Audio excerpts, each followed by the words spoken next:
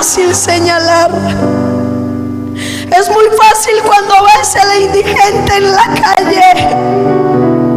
Es muy fácil cuando ves la prostituta vendiendo su cuerpo, juzgar lo que tú no sabes. Eso es muy fácil, quizás porque tú no lo has vivido.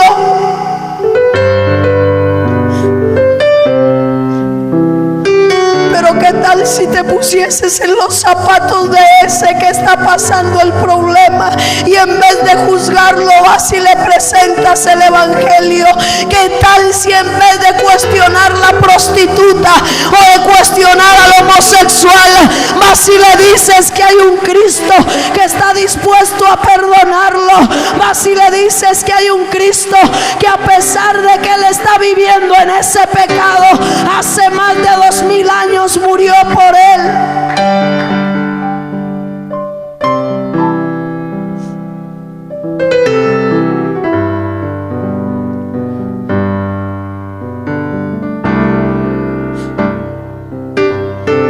Dijeron: no puedes tener nada con esa persona, porque esa persona es tu hermano.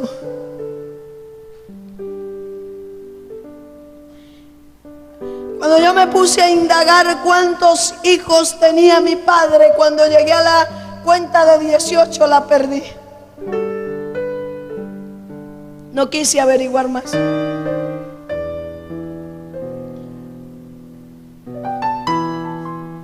Hermano, amigo que nos está oyendo, Dios estableció un nombre para una mujer. No estableció ni dos ni tres, estableció un hombre para una mujer y una mujer para un hombre. Satanás hoy ha tomado la modalidad también del divorcio para regar hijos por todos lados. Hijos que se levantan sin padres, hijos que se levantan sin madre, solamente porque hay hombres y mujeres insensatos que no han entendido cuál es el propósito de Dios para la humanidad. Se sigue haciendo más grande el vacío de mi corazón. Me refugio más en el alcohol. Ahora decido que hay una manera de acabar con muchos. Levantamos un laboratorio de coca, sembramos coca y empezamos a procesarla y a sacarla. No solamente la fabricaba. Si la gente que me está escuchando supiera de qué es hecha la coca, no la consumirían. Eso lleva cal, lleva cemento, lleva gasolina, lleva polvo de adobe. Yo vi morir gente de sobredosis. Es más, me complacía viendo cómo la gente que yo le daba esa droga moría. Habían días en mi vida, hermano, en que yo no descansaba hasta que yo no sabía que por culpa mía alguien había muerto. Cuando veía a una madre llorando, yo me gozaba. Cuando veía a un padre llorando por sus hijos, yo me gozaba. Porque nadie había sufrido por mí en la vida. Y si yo veía sufrir a alguien, eso traía satisfacción a mi vida. Porque Satanás había cauterizado de tal manera mi conciencia que lo único que tenía paz era cuando veía que alguien podía compartir el dolor que yo estaba sufriendo.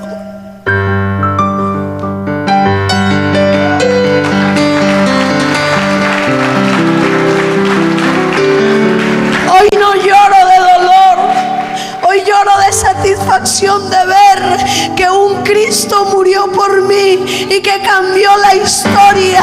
Un Cristo murió por mí y que lo que antes yo producía dolor, con lo que antes esta vida producía dolor, ahora Dios la está usando para traer satisfacción a los corazones de los jóvenes, de las madres, de los niños.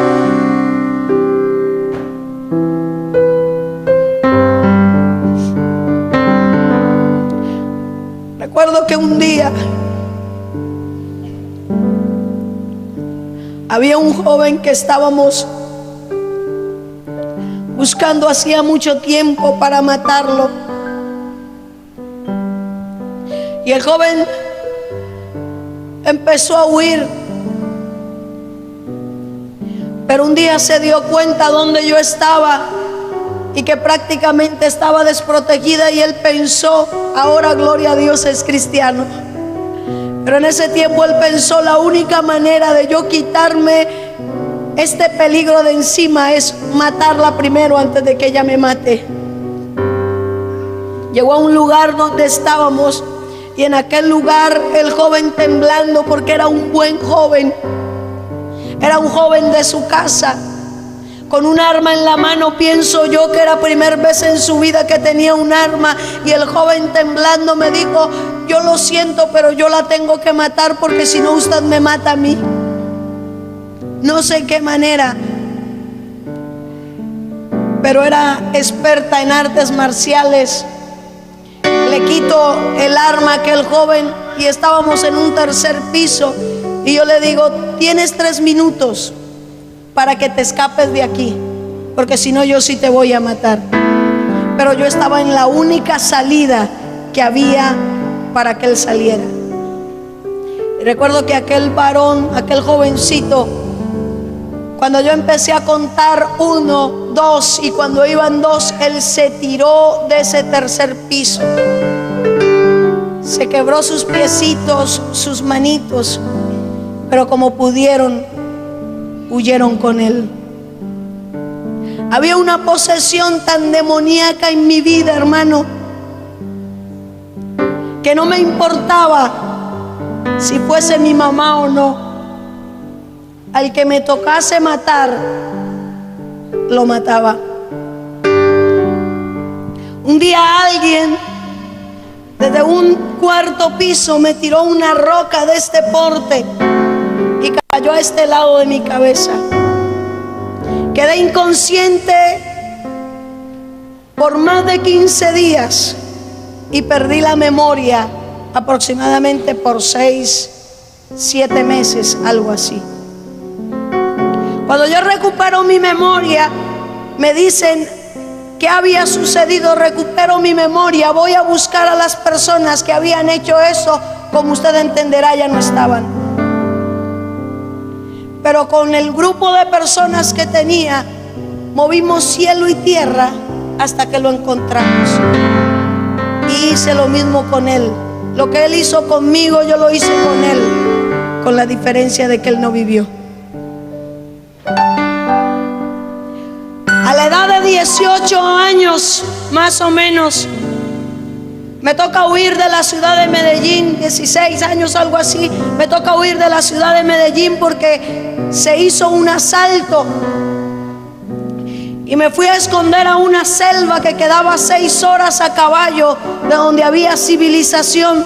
Y en esa selva había una casita donde yo fui a esconderme.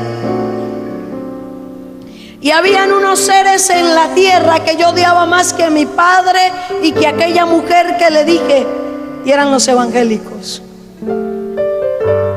Porque todo evangélico que le predicaba a la gente que andaba conmigo se convertían, y se convertían los más malos.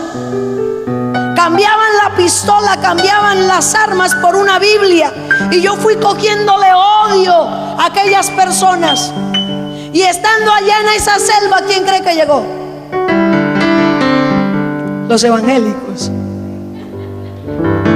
Y yo miraba para todos lados y decía, pero aquí no hay a quien convertir. ¿A quién le van a predicar? A los pájaros, a los animales. Amén. Dios los había mandado por mí.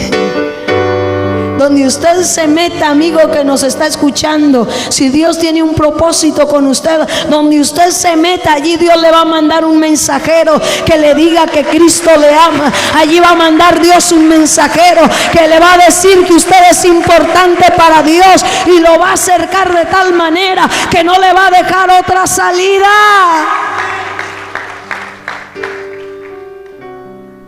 Pero eso no es todo. Los detestaba y me ponen a que les sirva. Llega y me dice el dueño de la casa, era cristiano pero nunca me había dicho, porque me tenía miedo. Y a mí me preocupa cuando a usted y a mí nos da miedo hablar del Señor. A mí me preocupa eso, cuando usted se avergüenza.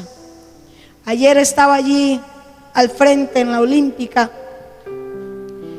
y alguien se puso a llorar. Y yo le dije, ¿por qué lloras? Porque es que el Señor que mataron todo mundo lo quería. Y empecé a hablar con aquella mujer y le dije, pero a ti no te debe preocupar el que ya murió. Si del Señor viene en este momento, ¿qué de tu vida? Te vas a perder. Y ella se quedó mirando y me dice, usted es atrevida, ¿cómo me viene a decir eso? Y yo, si tú no buscas a Dios, te vas a perder. Hay veces que a usted y a mí nos da miedo, y Dios puede ponerle a usted una persona enfrente y quizás sea la última oportunidad que tiene esa persona para escuchar de Cristo. Quizás sea la última oportunidad que tiene esa persona para que su nombre sea inscrito en el libro de la vida, y usted no habla, usted se queda callado. Hermano, tiene que hablar. Oigan, no dejen de oír. Usted y yo tenemos que predicar la palabra del Señor a quien sea, al rico, al pobre, al homicida, al no homicida. A todos tenemos que predicarle, porque Cristo no hizo acepción de personas. Aquel hombre nunca me había hablado, nunca.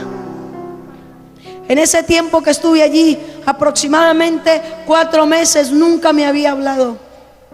Y me dice, yo necesito que tú me ayudes porque mi esposa está enferma, a que me le ayudes a servirle a los hermanos.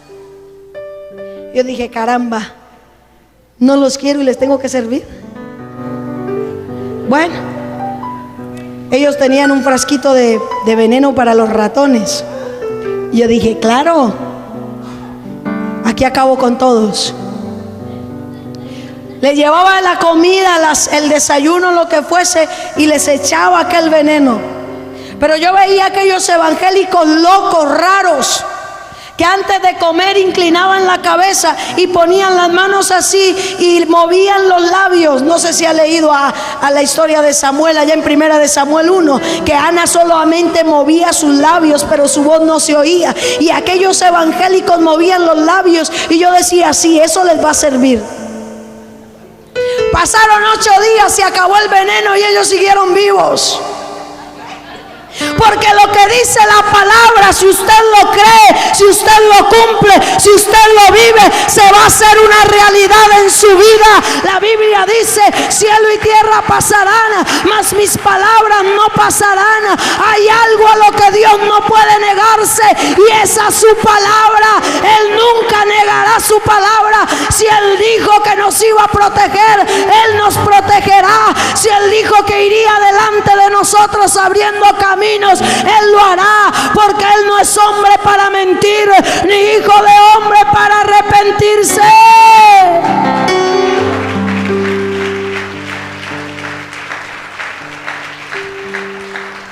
Cuando no lo pude matar a los evangélicos, entonces empezó el pastorcito, yo le decía pastorcito, a andar detrás de mí, y le gustó la muchacha. Y empezó a andar detrás de mí, a decirme, quiero hablar contigo. Y yo, claro, pero lo voy a hacer caer para que vean que no es tan santo. Tenga cuidado. Usted como hombre de Dios, tenga cuidado. Usted como mujer de Dios, tenga cuidado, que Satanás manda muchos Jezabel a la iglesia. Y sabe que es lo tremendo, que se visten como ángel de luz y vienen a la iglesia y empiezan a asistir a la iglesia y empiezan a buscar de Dios, pero cuando te enredan, te llevan al mundo, te apartan de Dios, destruyen lo que Dios ha querido hacer contigo. No dejes que nada ni nadie te aparte del amor de Dios que es en Cristo Jesús. Y aquel hombre empezó a decirme: yo quiero hablar contigo. Y un día le dije: claro, vamos a hablar. Me retiré con él lejos de donde estaban los otros hermanitos, muy lejos.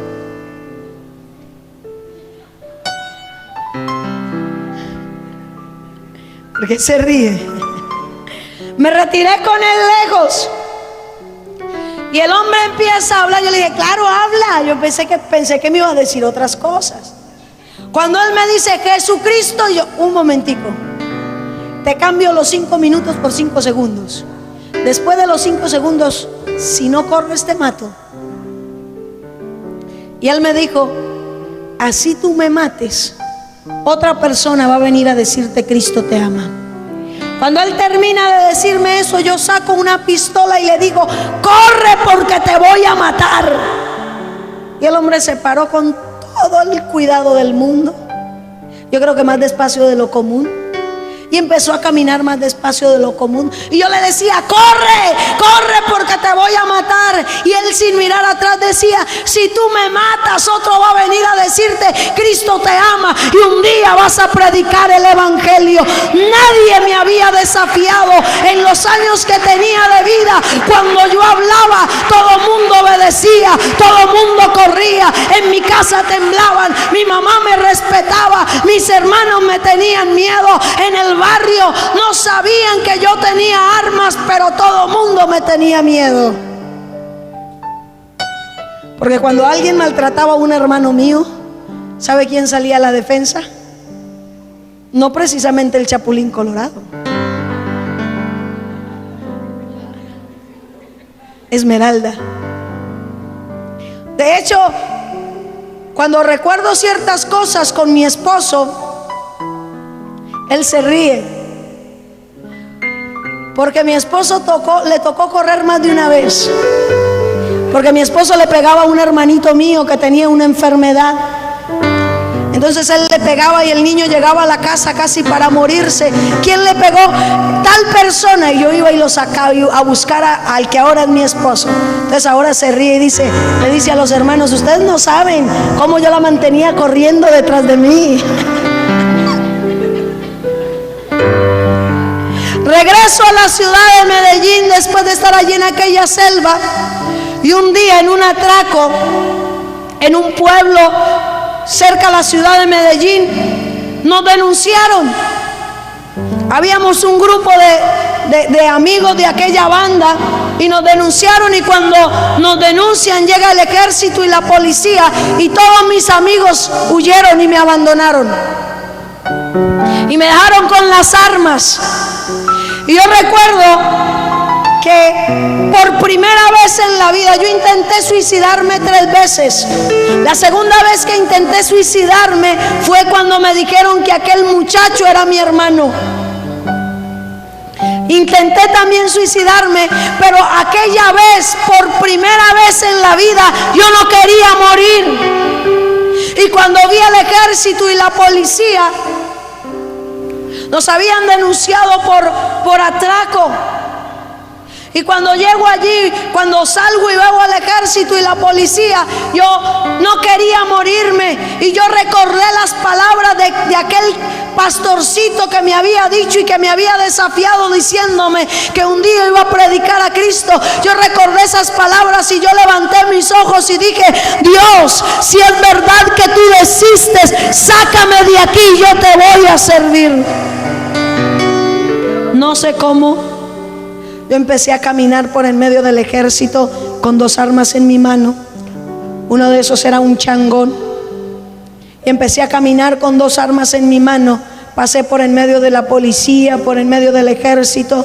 Llegué a la ciudad de Medellín, a mi casa con 2 armas en la mano. La gente, no sé si era que no me veía, tiene que ser, pero por donde yo iba con esas 2 armas. Yo recuerdo, lo único que puedo recordar es que cuando vuelvo en sí, estoy en la puerta de mi cuarto, en la puerta de mi habitación, del apartamento en el que yo vivía. porque no vivía con mi madre, sino a este lado. Yo tenía un apartamento y aquí estaba la casa de mi madre. Yo entro, reacciono cuando estoy abriendo la puerta del apartamento y me miro con 2 armas en la mano y yo dije, ¿y aquí qué pasó?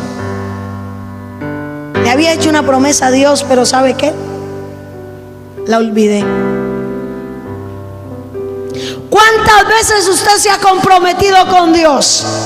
¿Cuántas veces ha dicho, Señor, voy a sembrar? ¿Cuántas veces ha dicho, Dios, hago un pacto? ¿Cuántas veces ha dicho, Dios, me voy a santificar, voy a dejar este pecado? Te prometo, Señor, que voy a cambiar de vida. Y ha seguido lo mismo. ¿Aló? ¿Aló? A mí se me olvidó.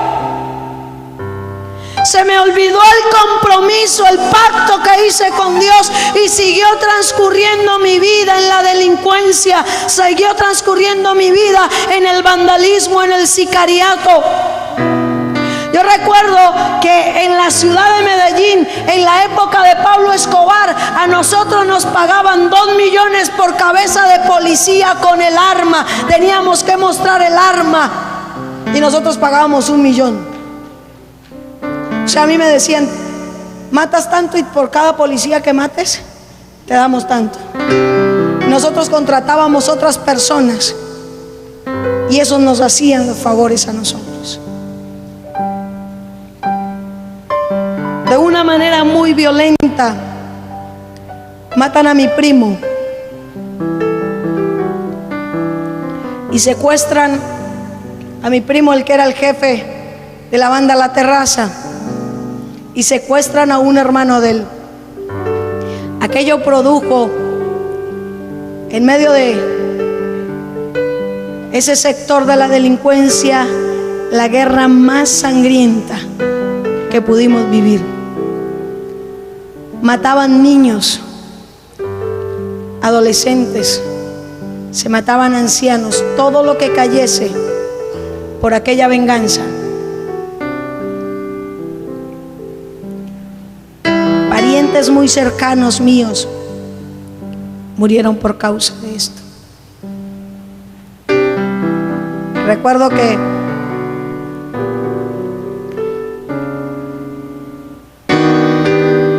hubo un hecho que recordé y lamenté mucho.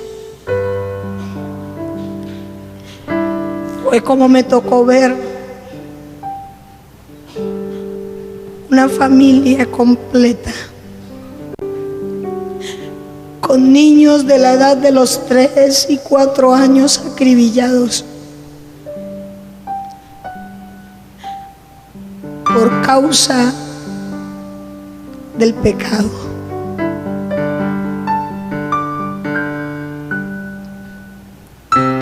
Me caso con el que ahora es mi esposo, conozco el que ahora es mi esposo, me caso con él. Pero él no sabía quién era yo. Ayer le contaba a alguien que cuando él iba a hacerme la visita, él era el hombre más juicioso que yo pude haber conocido en la tierra. Él iba a mi casa, me hacía la visita de novios hasta las 10 de la noche. Él salía a las 10 de la noche de mi casa y se iba a dormir. A las 10:30 yo llamaba a su casa, me hace el favor y me pasa a Jaime. Él se llama Jaime López. Ay no, él está durmiendo, Esmeralda. Cuando me decían él está durmiendo, en la esquina me estaba esperando un carro blindado. Me iba. Sin él darse cuenta que yo salí en ese carro, duramos 8 meses. A los 8 meses alguien le contó. Aquella relación por poco termina. ¿Usted qué hace en un carro así, así? Yo no, tranquilo. Lo que pasa es que son negocios que yo hago por las cosas que yo tengo que hacer todos los días. Pero no es nada malo. Lo que pasa es que hay una amiga, y empezaba el diablo a acomodar las cosas. Terminó creyendo. Me caso con aquel hombre. Pero cuando tenía 2 meses de casada, sucedió lo que yo creí la peor tragedia en mi vida. No había pasado, yo creía que no había pasado por cosa tan horrible como la que me sucedió a los 2 meses de casados. ¿Sabe qué sucedió? Mi esposo se volvió evangélico.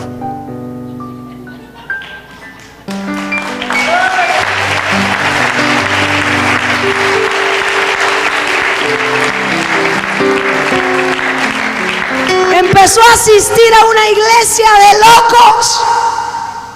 Y todos los días que el hombre iba a la iglesia, llegaba de la iglesia a las 9 de la noche a la casa y se tenía que quedar de las 9 de la noche hasta las 3 de la mañana tocando la puerta. Mi amor, ábrame, mi amor, déjeme entrar. Yo no estaba haciendo nada malo, yo no vivo con evangélicos. Llévate tus cobijas y tus cosas para donde los evangélicos, porque conmigo no vives.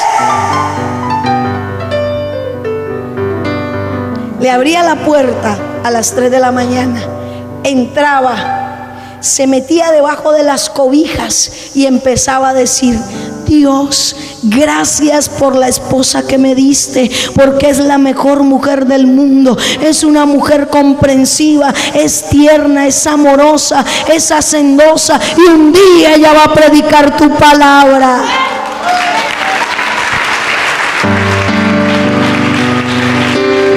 Y yo me quedaba mirando a aquel hombre y le decía: tú tienes los peores males que puede tener un ser humano en la tierra. Eres pobre, feo y bobo. ¿Cómo es posible que lo estoy maltratando? Lo dejo en la calle y ahora viene a decir que soy la mejor mujer del mundo. Este está loco. Pero yo no sabía que la Biblia dice que había que llamar las cosas que no son como si fuera, que lo imposible para Dios no existe. Yo no sabía que la palabra tenía poder y que lo que él confesara se iba a volver una realidad. De ahí que usted y yo tenemos que aprender a confesar palabras de bendición y no de maldición. De ahí que usted y yo tenemos que empezar a vivir lo que dice la palabra. Llame las cosas que no son como si fueran.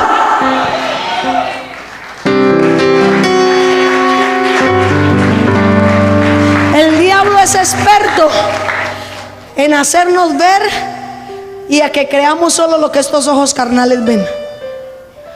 ¿Sabe qué ve usted con estos ojos? Maldad. Usted ve el esposo borracho, que va a seguir siendo borracho. El hijo desobediente, que va a seguir siendo desobediente. Eso es lo que usted ve con estos ojos.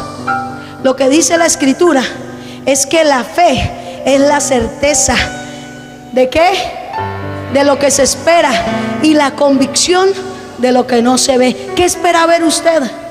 Deje de declarar, deje de hablar como hijo del diablo, deje de hablar como hijo de la tierra y empiece a hablar como lo que usted es, un hijo de Dios. Un hijo de Dios ve al esposo que ahora es borracho, pero lo ve como Dios lo quiere ver en 1 año, en 2 años, en 3 años. Lo va a ver como un siervo, como una sierva, como un ministro del Dios Altísimo. Está en usted y en mí empezar a declarar con la palabra vida. La Biblia dice que en el poder de la lengua está la vida o la muerte. ¿Qué quiere usted, vida o muerte? Aquel hombre empezó a declarar lo que él quería ver y siguió yendo a su iglesia. No le importaba. Y un día llegó, no sé qué había pasado ese día, pero ese día llegó y yo le dije: no vivo más contigo. Ese día él tomó una decisión radical por Cristo. Y ese día, como si el diablo me hubiera dicho: asustalo. Si vos lo asustás, él deja de ser evangélico. Llego, le digo yo: no vivo más contigo por evangélico. A los 5 minutos llega la mamá y le dice: tú tienes que escoger. Nosotros habíamos construido una casa, pero no nos habían hecho los papeles de aquella casa. Solamente la habíamos construido, estábamos en proceso de hacer la papelería de la casa. Y llega mi suegra y le dice: tú tienes que escoger entre tu religión, porque a propósito, pastora Lucy, mi suegra era más católica que el Papa.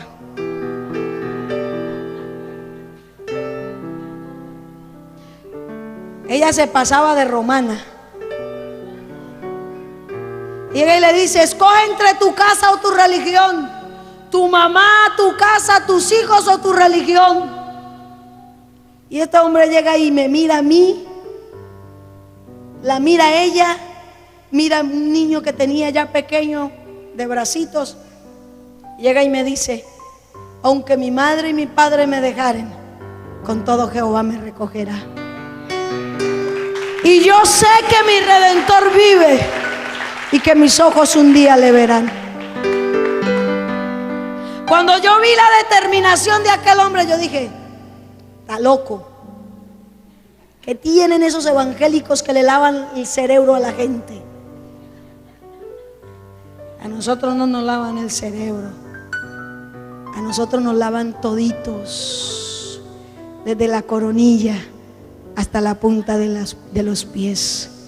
Esa sangre preciosa derramada en la cruz del Calvario no cambia la mente del hombre, cambia la vida del hombre, cambia el proceder del hombre, transforma la mente y el corazón del hombre, hace de lo que no es algo que sí es, lo que no era lo pone a ser, porque Él es el que da vida a lo que estaba muerto.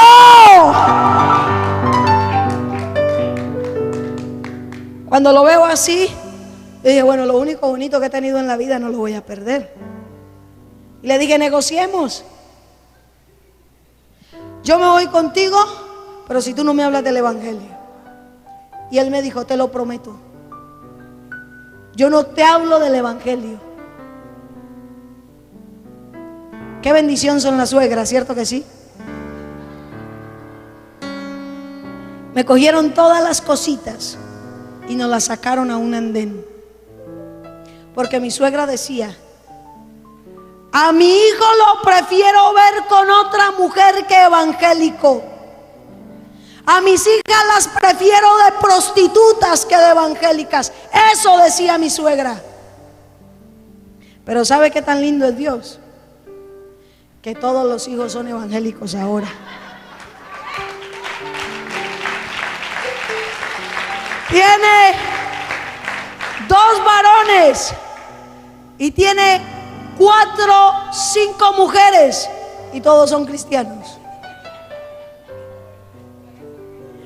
Y el suegro, mi suegro, yo hoy le predico y le digo: suegro, Cristo te ama. Mi hija, primero convierta a su suegra, porque si no, no me deja.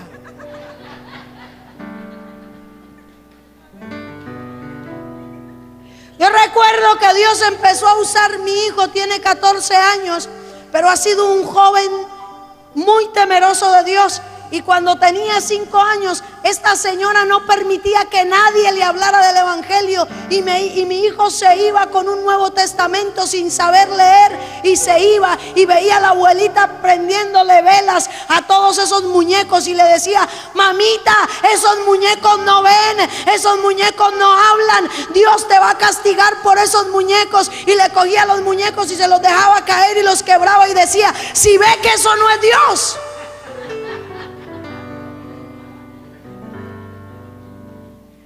Dios usa hasta las piedras para hablar. La única persona que esa señora permitía que le hablara era mi hijo. Y nos preocupamos por enseñarle palabra, por instruirlo. Cuando tenía como 5 añitos iba y le predicaba. Entonces mi esposo nos sacan las cositas, la suegra nos saca las cositas. Tenemos que sacar nuestras cosas de la casa.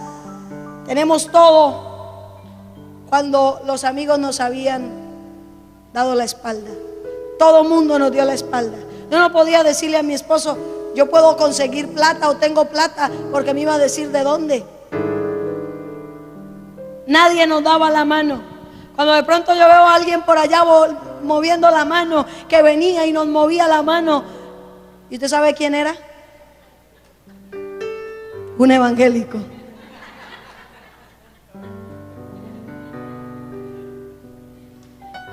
A mí me asombra Dios. Y es que cuando Dios pone sus ojos sobre alguien, lo cerca, le cierra las puertas.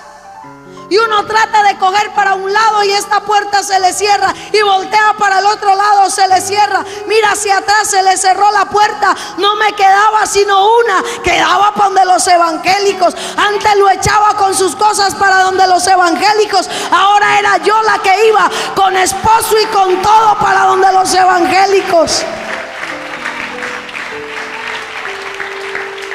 Pero eso no es todo. ¿Sabe qué sucedía donde los evangélicos?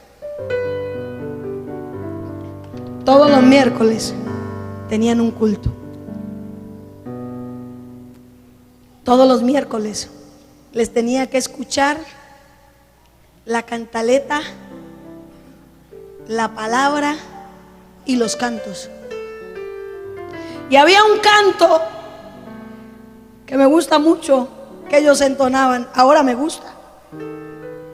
Ellos entonaban una canción todos los días que iban al culto. Yo no sé si era que no se sabían otra, pero todos los días cantaban lo mismo. Llegaron los aleluyas y esta fiesta se prendió. Y míralos como dicen aleluya, gloria a Dios. Y el mundo nos llama locos y de paso se ríen de nosotros. Y yo decía, ¿y cómo no se van a reír? La misma canción todos los días. Eso era un tormento para mí, mi hermano. No le cambiaban ni de ritmo. Y usaban una caja vallenata y usaban una guacharaca, porque el pastor era un señor alto, moreno, del Urabá antioqueño, y usaba su caja y usaba su guacharaca y un pedacito de guitarra, y eran esas fiestas. Y yo decía, por favor, cámbienle aunque sea de canción. Y todos los días era lo mismo. Todos los días. Mientras ellos trataban de dar su culto, yo le ponía todo el volumen al televisor, pastora, o al equipo. Le subía todo el volumen y venía el dueño de la casa a decirme, mérmele por favor. Y yo le decía, ¿y por qué la voy a mermar? Estaba acostumbrada a mandar. Y el pastor le decía, déjala. Cada que el pastor se me arrimaba, me decía, Jesucristo la ama. Y yo a él solito, porque nadie sabía. Yo no sé el anciano cómo hizo para guardarme el secreto. Le mostraba una pistola y le decía, mire viejito, si usted me vuelve a decir eso, yo lo mato. Y él me decía, otro va a venir a decirte que Cristo te ama y que un día le vas a servir. Recuerdo que un miércoles estaba el mismo proceso, las mismas canciones, el televisor o el equipo a alto volumen, estaba el pastor predicando. No sé en qué momento yo escuché una palabra, amor, y escuché el versículo del Evangelio según San Juan, capítulo 3, versículo 16, pero lo escuchaba así: porque de tal manera amó Dios a Esmeralda, que ha dado a su único hijo, para que si ella cree en él, no se pierda, mas tenga vida eterna. Aquel versículo se repetía en mi mente una y otra y otra y otra vez, y ese versículo bajaba de mi mente a mi corazón, y empezó ese versículo a moverse en mi mente, y de repente estaba yo de rodillas llorando, y yo podía sentir, mi hermano, por primera vez las caricias del Señor, el dulce abrazo del Maestro. Yo podía sentir como el verdadero amor que solo viene del cielo, por primera vez a la edad de casi 22 años estaba llegando a mi vida, y Él me abrazaba y Él me decía, yo morí por ti, Esmeralda. Es que Él murió por nosotros, hermano.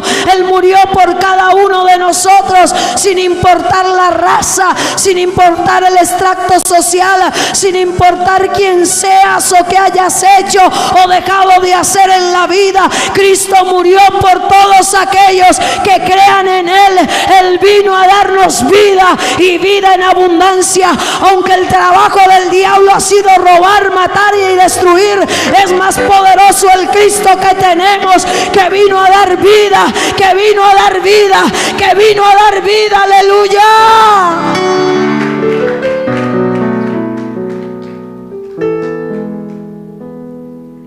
Rindo mi vida al Señor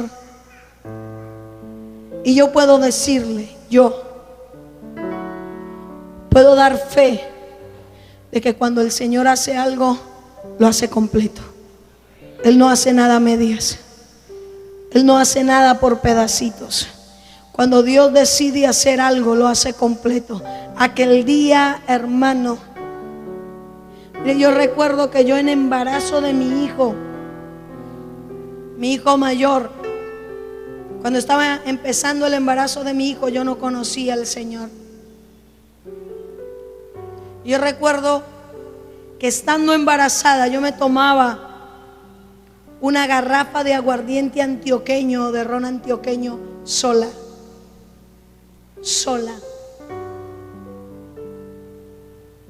Y cuando llegué al Señor ese día, Él limpió mi sangre, porque llevo 15 años sin tomarme siquiera una cerveza, porque yo soy de las que creo que un poquito de levadura leuda toda la masa. Yo no creo en los cristianos que se toman una cervecita. Yo no creo en los cristianos que se toman una copita de vino. Es que un poquito de levadura, mi hermano, contamina. Un poquito de levadura leuda toda la masa. Si usted de esos que dice, yo me tomo una para la sed o para los riñones, olvídese que con Dios eso no funciona. No, yo no creo en esa clase de cristianos. Y me puede presentar título de pastor, de lo que usted quiera, pero no creo en usted. No creo. Porque cuando Cristo vino a mi vida, desde ese día Cristo cambió mi vida. Yo era la mujer más vulgar que había sobre la tierra. Para todo tenía una respuesta. Y desde ese día Él cambió mi vocabulario.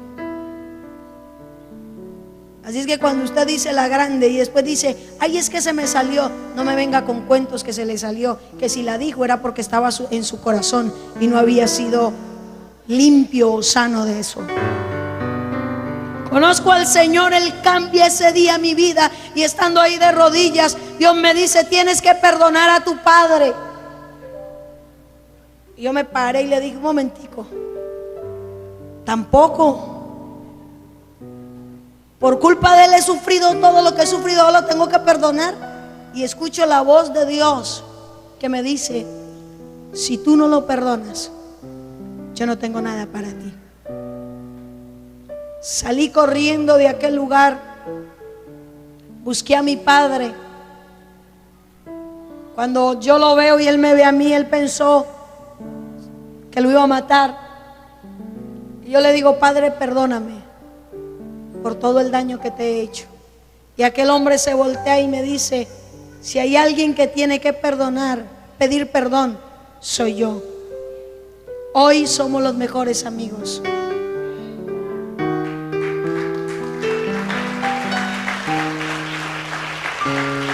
Hermano, yo era buscada en Medellín y en otras partes por todo mundo. Después de que llevo un tiempo con el Señor, ya inclusive estaba pastoreando. Voy a celebrar un matrimonio y los novios me piden el favor de que primero sea testigo ante los jueces. Y aquel matrimonio, ¿sabe dónde se iba a celebrar? En un edificio en Medellín llamado La Alpujarra, donde está todo lo que tiene que ver con fiscalía y todo aquello. Para entrar a ese edificio te piden la cédula de ciudadanía. Hermano, le voy a confesar algo. Cuando yo iba colocando mis pies en aquel lugar, las piernas me temblaban. Y yo decía, ay Señor, ¿ahora yo qué voy a hacer? Pero la Biblia dice, de modo que si alguno está en Cristo, nueva criatura es, las cosas viejas pasaron, he aquí, aleluya, todas son hechas nuevas. Y yo recuerdo que me piden mi cédula de ciudadanía, se la entrego a aquella oficial porque era una mujer, y ella toma mi cédula, me mira a mí así, mira la cédula y va y llama como a 5 policías más y decía ella es. Y yo, ay Señor, ore. Y ore, Señor, en el nombre de Jesús, Satanás, te reprendo. Padre, mira, Señor, yo te he sido fiel este tiempo. Tú me prometiste, tú me limpiaste, tú me perdonaste. Ahora que esto se haga una realidad en público, que nadie tenga nada que decir de mí. 1 hora, hora y media, 2 horas, y ella era, sí es.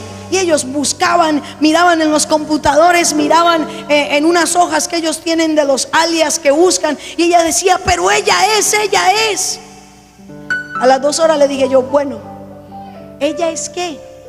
Ya estaba tranquila, ya estaba la mano de Dios allí. Dios estaba en el asunto. ¿Ella es qué? Usted es alias la mala, confiese. Y yo soy alias la mala. Yo soy Esmeralda Restrepo, pastora evangélica de tal denominación. No, ustedes. Y yo soy. Yo no estaba diciendo lo que era. Eso fui. Ahora no era. Ya no era. No estaba diciendo mentiras. Yo no soy. Yo soy una hija de Dios, le decía. Si no me entregas, si no encuentras nada contra mí, me entregan mi cédula. No, tú tienes que confesar. Si no me entregan mi cédula, te demando, porque no tienes nada contra mí y me estás reteniendo. Me entregaron la cédula. Entré a la Alpujarra. Volví a salir de la Alpujarra. Hoy entro a la Alpujarra cada que quiero. Tengo amigos fiscales, tengo amigos en ese edificio. Voy y predico el evangelio muchas veces allí en aquel lugar. Y Dios me sacó. Hoy mis antecedentes penales no existen y no existirán.